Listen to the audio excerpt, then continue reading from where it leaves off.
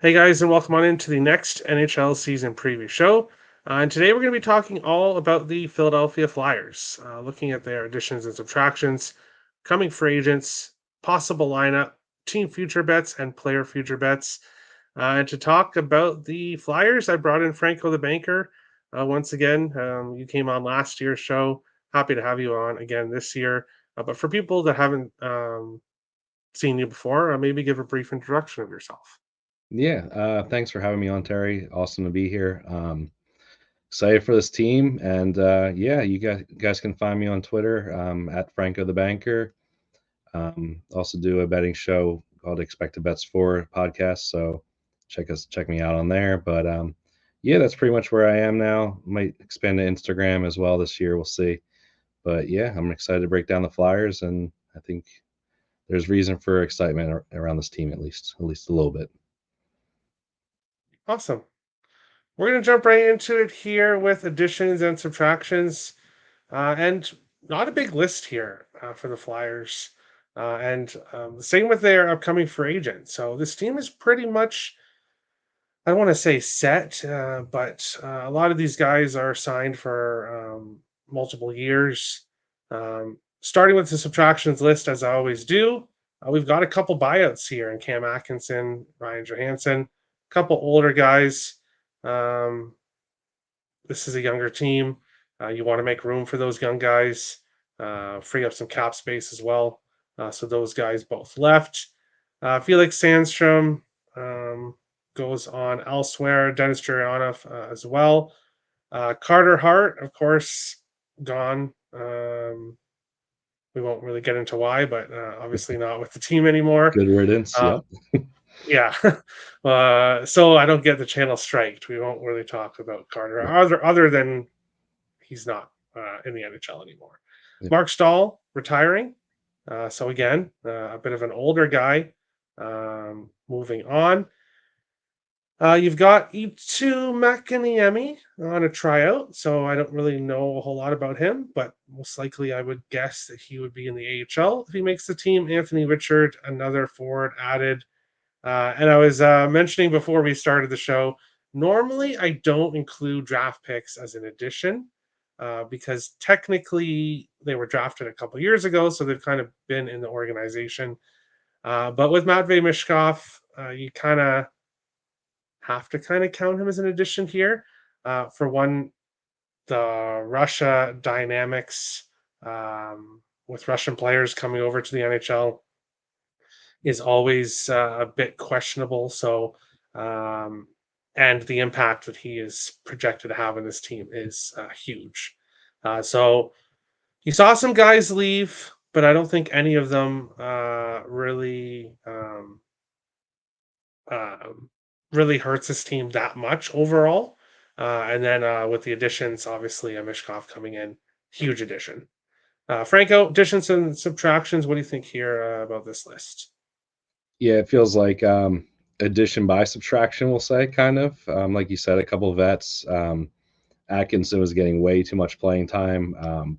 Torts kind of refused to scratch him when it came down to it. He continued to get run in the top six for a large chunk of the season last year, blocking guys like Bobby Brink and um, Morgan Frost, right? You would see those guys randomly scratched throughout the year, and you're like, why are these guys getting scratched for when Cam Atkinson's not producing really anything? Towards the end of the season, he started getting scratched a little bit, but then he would find his way back in the lineup. I just don't think he has much juice left in his tank. He was coming off a major injury the previous year, so while he was a good player a few years back, it's not really the case anymore. Johansson never played for the Flyers. He got traded there at the end of the season. I forget. I think he was involved in the Walker trade, I believe. I can't remember, but regardless, he was like a cap dump and didn't want to play here, for the Flyers. So he's on his way out, and yeah, the other pieces kind of feel, except for Hart, obviously being a top goaltending prospect at least once upon a time, feels like a loss, but you can't really do much about that one, unfortunately.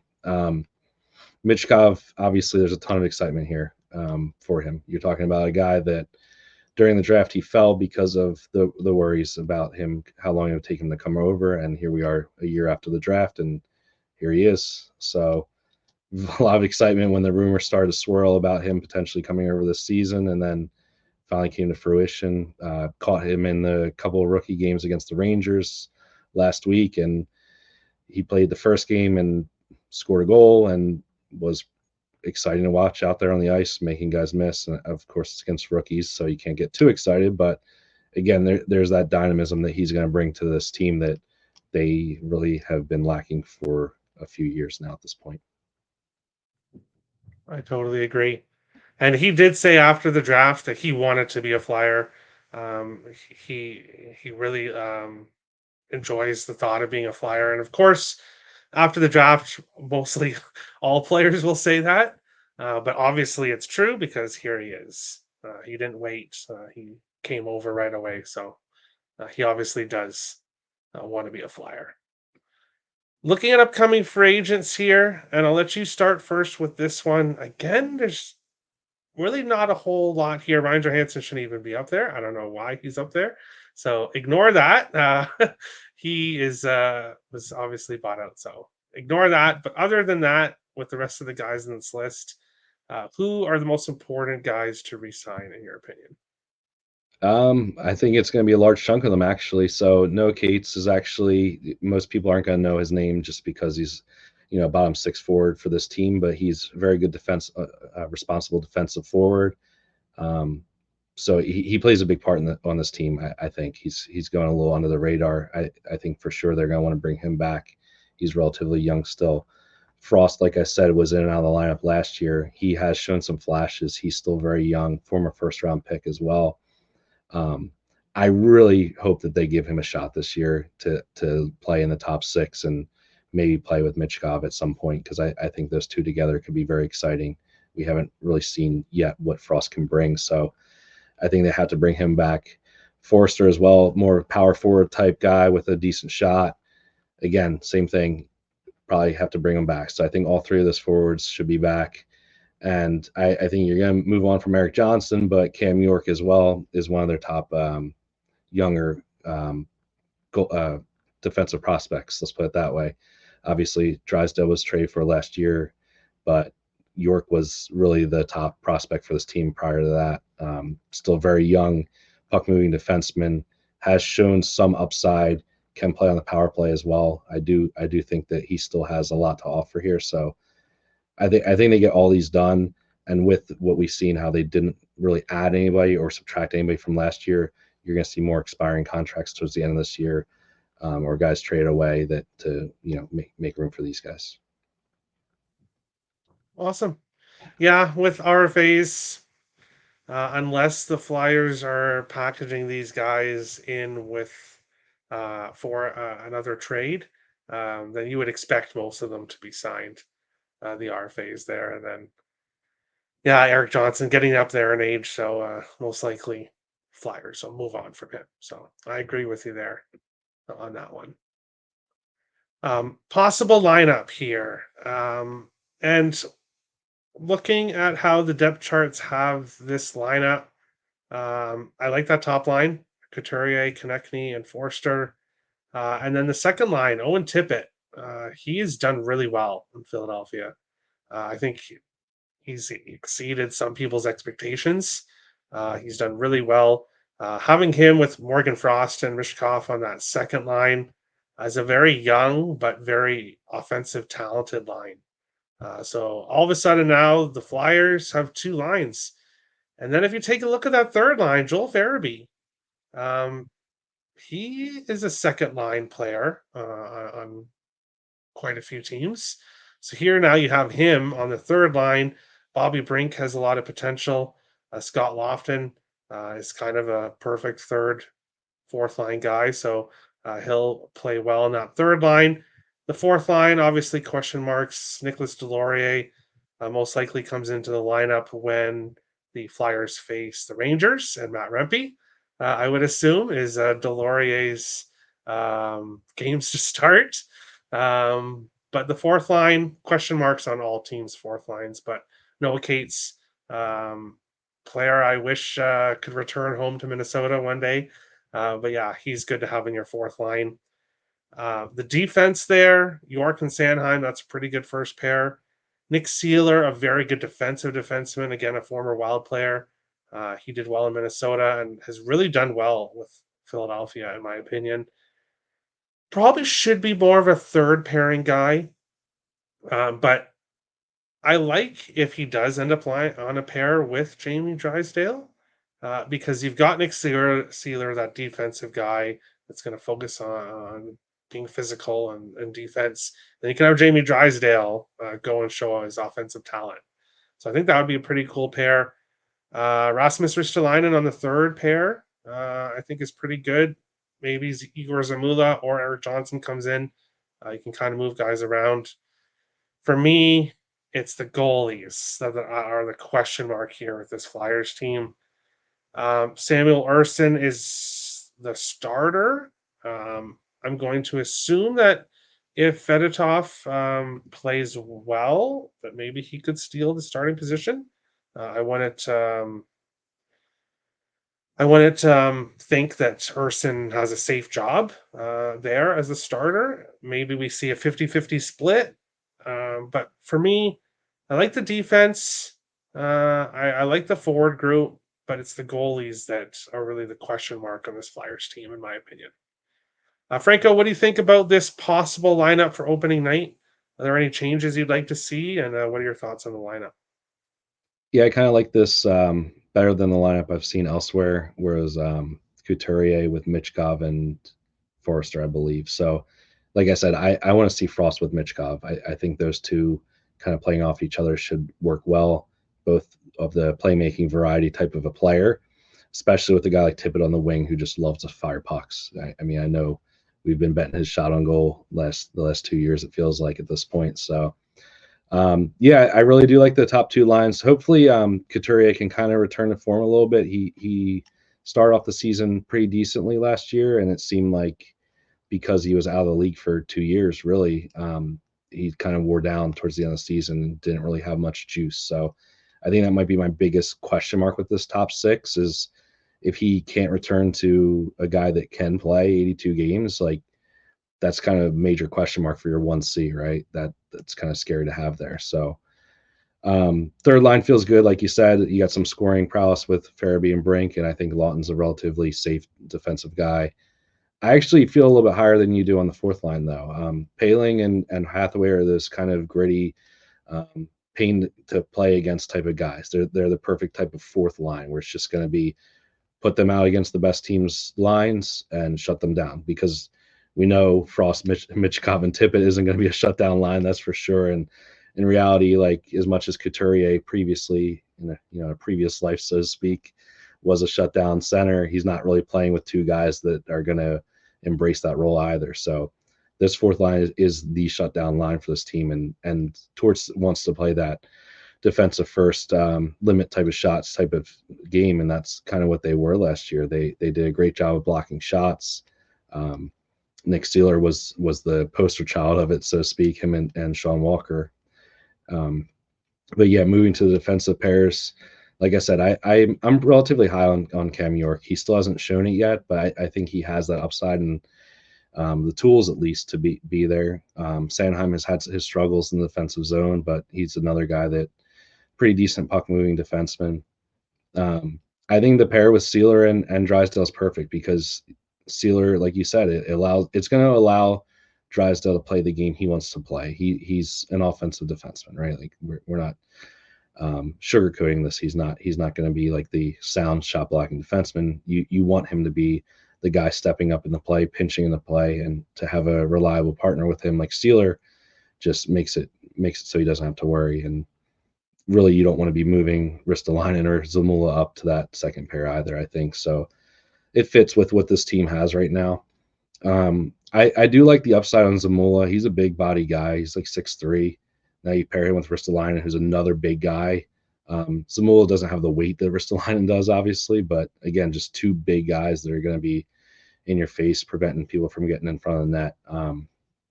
I don't expect to see much Eric Johnson. I hope, again, Torts lets the young guys play. Like I don't want to see Zamula being scratched for Eric Johnson if I'm a Flyers fan. Let's put it that way. We know what Eric Johnson is. He's the seventh defenseman on this team and should be so. Just like Delorier is the extra forward. I don't want to see guys coming out of the line for Nick Delorier, man. It's just What about when they're facing Rempe and the Dempy. Rangers? That's fair. That's fair. That's literally it, though, man. I mean, it like I said last year, it seemed like Torch just loved to get Delorier in the lineup or get find reasons to move Frost and punish players just for no reason, and it just that never sits right with me. I think you play your most talented players and fight through those battles in other ways, but like you said, goaltending is the question mark. Ursan played a hell of a season to start when he was the backup, right? He looked great, was out producing Hart. Hart goes away. Now he's the full time guy, and he broke down. This team, after kind of leading into the All Star break, started to lose a little bit of steam, gained it back coming out of it, but then just fell apart towards the end of the season. They actually lost 9 of their last 11. They were in a playoff spot for a large chunk of last season, believe it or not. We look back now and you don't really remember it, but they were there. So I think that there's a little bit of potential here with the fact that Ursan has a full off season to prepare, and with the thought that he's going to be the at least the first guy, right? I don't know if when all said and done, we're going to be looking at more of like a probably I would imagine like a 60-40 split between these two. Um, Fedotov was given a big contract, relatively for what um, he's shown. Right, he signed a 2-year contract for 6.5 million. That's pretty big for a guy that's never even played in the NHL really yet. He got like a handful of games at the end of the season.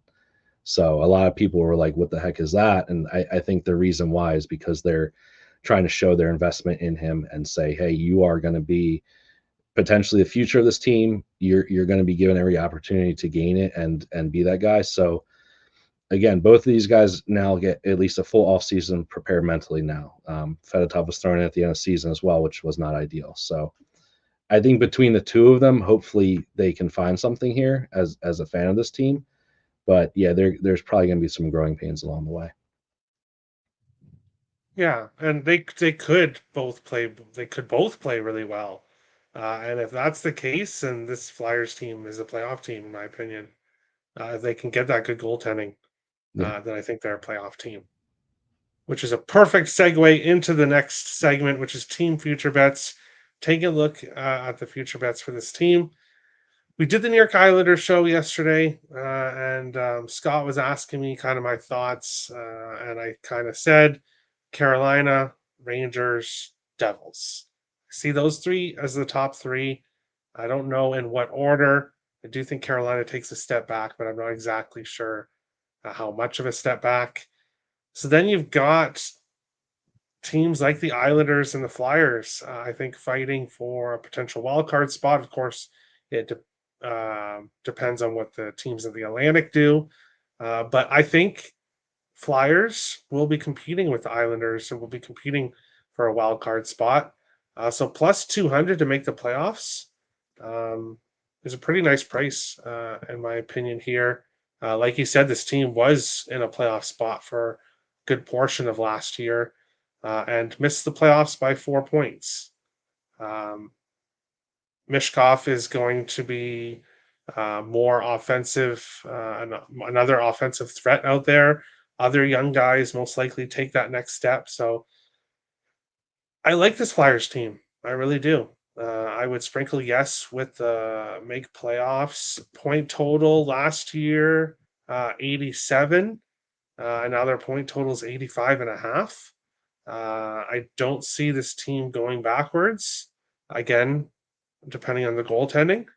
So I would lean with the over on 85 and a half points, um, potentially 90 plus points. But I would go with the make playoffs instead of the 90 plus points because I think if they do get past 90, they most likely make the playoffs. So I would just take the playoffs at plus 200, lean with over on the 85 and a half points.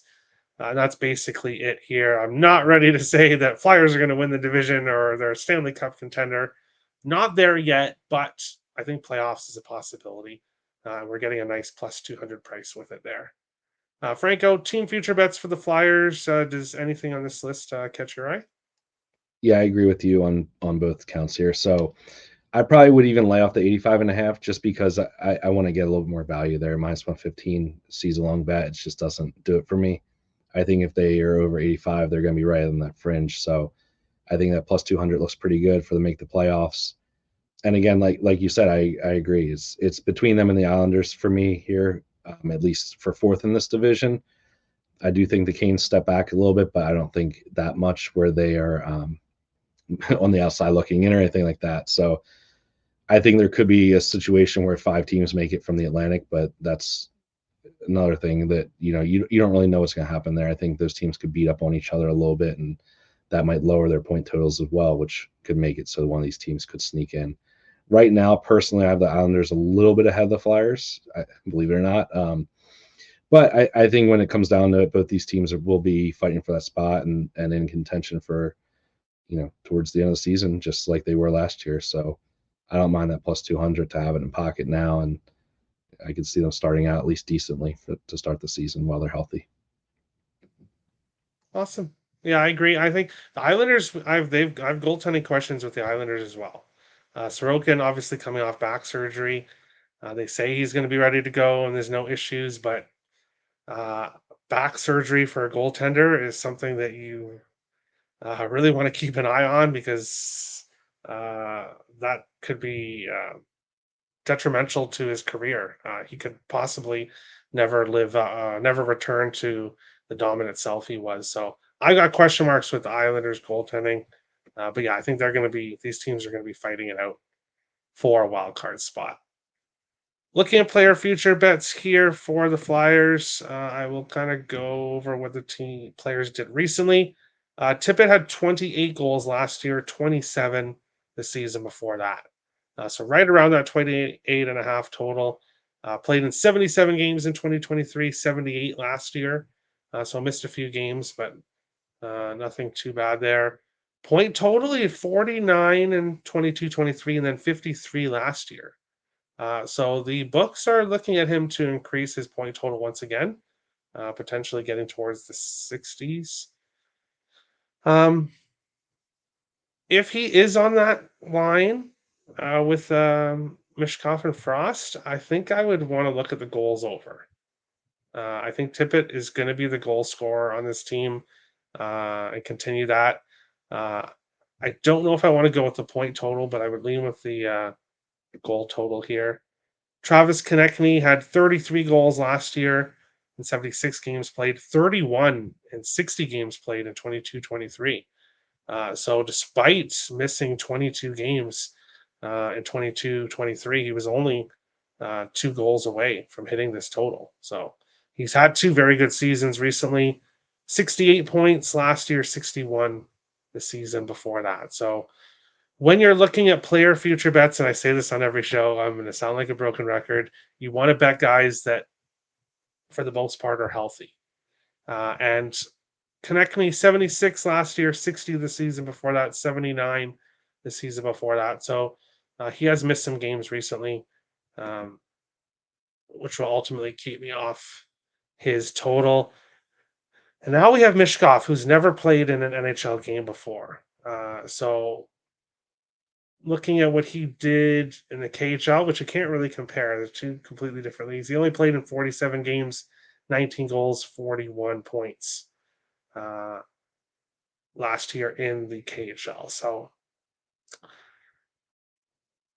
I would go with point total over. Goal total, I'm just not sure what to expect from him when it comes to goals. So I would, if you want to bet something with him, I would look at the point total over. Jamie Drysdale had played in only 34 games last year, so he had 10 points. In 21-22, when he played a full season, 81 games at least, he had 32 points. So the books are kind of looking at if he plays a full season, should be around that 34-point range. Um, I'm not going to pull the trigger on it just because of his injury past here the last couple of years, but I would potentially lean with the under. Not that I have anything against Drysdale. I think he's going to have a good career at the Flyers, but based on his injury history and his point history, I would lean with the under there. Urson, 22.5 wins. Last year, he 23 in the NHL, and then 24 in the AHL the season before that. So you can't look at the AHL numbers, but um, I don't know if how many games he plays exactly. Like if I knew for sure he was the starter and he was going to get a majority of the games, then maybe I would look at the over. But no thoughts there.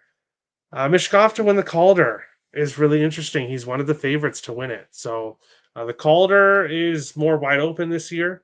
Um, I don't think it's fixed like last. No, I'm just kidding. Rock Faber, yeah, I won't get into it, but it's much more wide open. Even though I did get into it, but I won't fully go into it. This year, I think it's much more wide open for the Calder, so I definitely think he's got a shot. Plus 450. It's to each person's opinion. I am high on the kid though. I am. I'm high on the kid, so I wouldn't talk anyone off taking the plus 450. And Tortorella to win the Jack Adams plus 2,500. If he gets this Flyers team into the top three, if they're somehow got to second in the division and have this great season, if the goaltending's great and the offense is there, I could see him being in contention for the Jack Adams, but no play for me there. So basically on this list, Tippett goals I'd be leaning with, Mishkov points, and maybe Mishkov Calder as well. Franco, player future bets. I know you said you don't really like minus 115s, but when it comes to this list, do you think any of these guys are going to have a good season this year? I'm gonna kind of echo your sentiments here. I won't go too hard into it to be too repetitive, but yeah, if I'm going anything with Tippett, it's gonna be goals. I don't care for his points just because I think if you're going him, that's where you're gonna go. Konechny, like you said, he's had injury issues in the past. He's on the smaller side as well, so I don't want to be really involved with that. Much more interested in betting him like night to night if I was going to be betting his points or goals. I already locked in Mitchkov points. I got him at 46.5 when it opened actually, so I'm on that already. I wouldn't talk anybody off of 48.5. I don't think it's that significant of a difference. I know a lot of people pointed to Bedard's totals last year, and that he didn't really get that many points when it really came down to it. But he also missed a ton of time and was on a very, very bad team last year. No talent around him, let's put it that way. Whereas I think Michkov's coming into a much better situation. He has goal scorers and playmakers around him. So um, I don't want to be on his goals though. I would much rather be involved in his points, just kind of like you said. So yeah, that's probably my favorite bet of the bunch here. Either that or his Calder trophy, just because again you get more value on it. But I do agree that there's a lot of guys that look good right now. I mean, you talk about Stankoven for like the easiest one to go to. The guy already has NHL experience and playoff experience. He's going to come into that Dallas team that looks fantastic again this year. So it's not going to be like last year where it felt like a foregone conclusion that was going to be Bedard no matter what. Um, and obviously, I tend to agree that it's closer than what it ended up being there. I think Faber had a hell of a season last year. Um, but yeah, I think there's a lot of talented rookies this year in great spots as well. So I still think there's value at 450. I don't love the number just because of the rest of the piece around, but I think I took it and be willing to back it as well here still. Drysdale feels like a bet on his health. If you think he stays healthy, I think he sails over 34.5 just based on the role he's going to have with this team. But man, I really hope he stays healthy. I really do, man. Just a huge piece for this team going forward. Urson wins. I don't mind that either at 22.5. I think worst case he plays like 50 games. So that's about, 500 win percentage. So I think that's all right. And torts for Jack Adams, I just don't think he's going to win it no matter what this team does because I think there's just that negative energy or negative like belief towards him in general. I think I saw he got no votes last year despite this team. I think most people had this team towards the bottom five last year, right? And they were in contention all year. So and he didn't get even a single vote, even after losing Carter Hart and still being able to do it. So yeah, I don't think you have a shot there, even though it's a nice number to grab. And even if this team makes the playoffs, you're probably not winning that bet. Wow. I didn't even really look into the voting that much, so I didn't even know he didn't get a vote at all.